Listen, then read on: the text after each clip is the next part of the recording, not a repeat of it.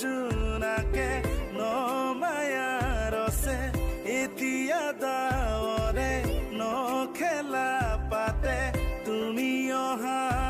Hello' everyone, welcome to my YouTube channel অসমৰ সন্তান হাতীত। আপোনালোক সকলোকে পুনৰ এবাৰ মোৰ ইউটিউব চেনেল অসমৰ সন্তান হাতীলৈ স্বাগতম জনাইছোঁ। আশা কৰোঁ সকলোৰে খবৰ ভাল। মোৰো খবৰ ভালেই।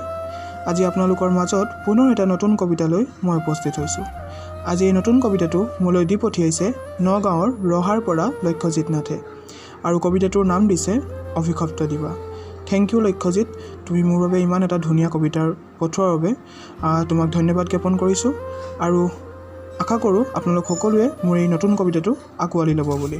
গতিকে দেৰি নকৰি আজি এই নতুন কবিতা অভিশপ্ত দিবা আৰম্ভ কৰোৱা হওক।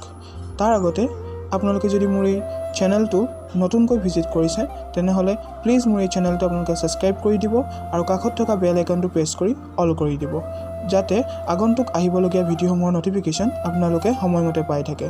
আৰু প্লিজ ভিডিঅ'টো চাই লাইক কমেণ্ট নিশ্চয় কৰিব আৰু শ্বেয়াৰ কৰি দিব।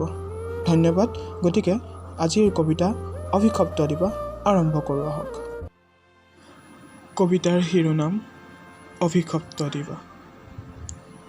শুকুলা বৰফৰ মাজেৰে ঘন কুঁৱলীৰ চাদৰখন ভেদি সেইদিনা গৈ আছিল দেশপ্ৰেমত বলীয়া এজাক বীৰ জোৱান।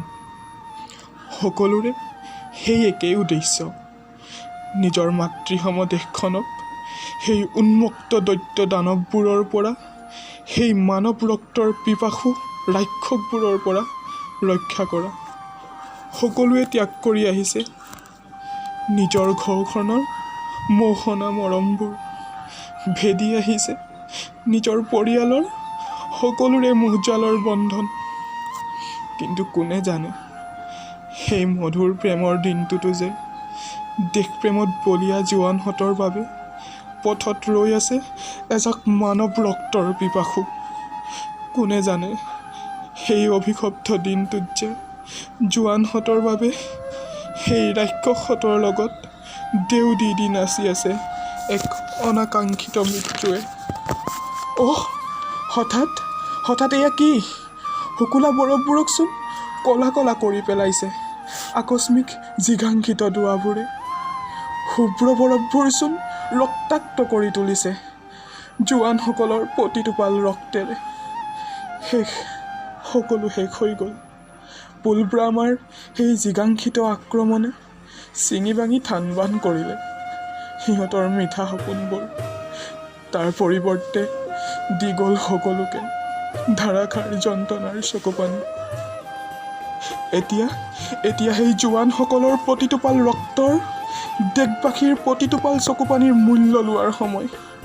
তুমি আকৌ জাগা জোৱান, ৰক্তপিপাসু পাষাণ হৃদয়ৰ সেই মানৱৰূপী পশুহঁতক তুমি বুজাই দিব লাগিব যে তুমি ভাৰত মাতৃৰ বীৰ সন্তান।